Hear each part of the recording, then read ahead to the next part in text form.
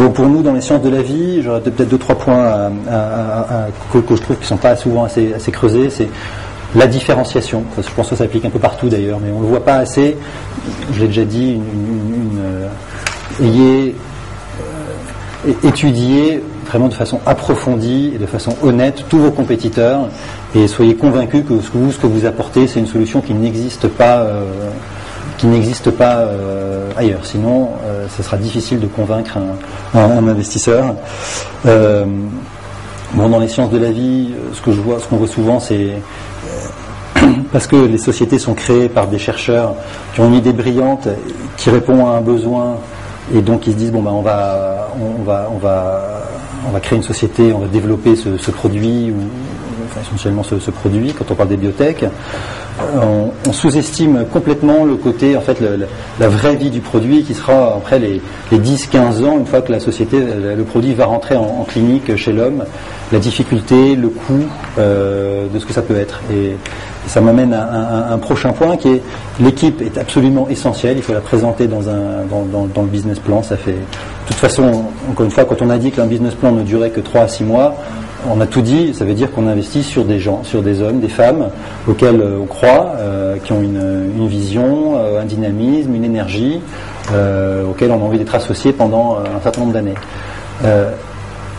Alors là où je pense que le côté sciences de la vie est très différent des autres, c'est que là, autant vous pouvez avoir Sergey Brin, Larry Page, de Facebook, qui créent ça à la sortie de Stanford, qui deviennent multimilliardaires et qui sont aujourd'hui encore à la tête de leur société. Une société de sciences de la vie, surtout quand on va développer un produit, c'est des sociétés qui ont plusieurs phases très fortes, plusieurs étapes très fortes.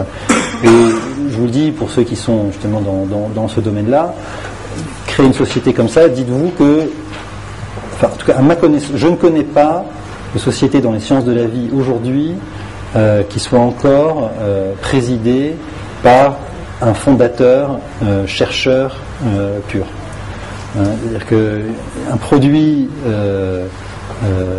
une idée va se transformer en produit, et puis à partir d'un certain moment, c'est le rouleau compresseur. Il faut arriver aux normes des pharma. Si un jour vous voulez espérer, il est hors de question quasiment, à part quelques très rares exceptions, que les financiers puissent vous financer jusqu'à ce qu'un produit arrive au marché. Donc il faudra faire appel soit à des partenariats avec des pharma, soit éventuellement des introductions en bourse. Mais enfin aujourd'hui c'est plutôt rare et plutôt risqué.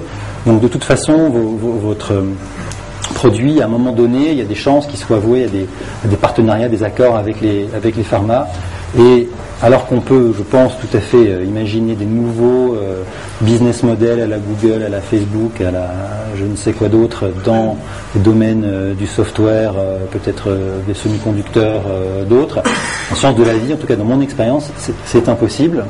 Et donc, sachez qu'à un moment donné, quand vous présentez l'équipe, en tout cas moi ce que je considère comme une force, et je le vois assez rarement, c'est le fondateur scientifique qui dit voilà, moi j'ai ces compétences-là, je pense pouvoir amener la société jusqu'à telle étape.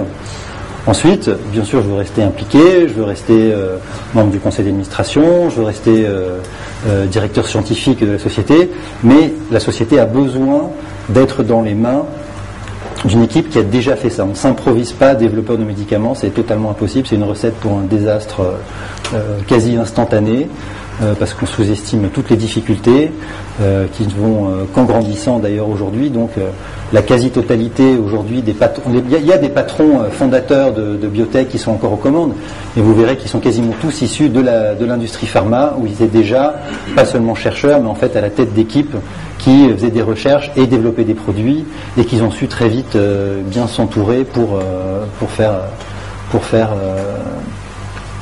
des choses qu'ils ne savaient pas faire. Je conclurai peut-être là-dessus, et ça, je pense que c'est important de le voir dans le business plan. C'est que, en tout cas dans les sciences de la vie, le métier de CEO d'une biotech est un métier impossible. Je vous le dis, on ne peut pas tout faire. Donc ce qu'il faut savoir, la plus grande qualité, c'est de savoir quelles sont exactement ses limites, et savoir s'entourer, et à terme même prendre un peu de recul pour permettre à la société, et donc au produit qui est peut-être émane de votre brillante recherche, de continuer sa vie vers les marchés, vers les patients, etc.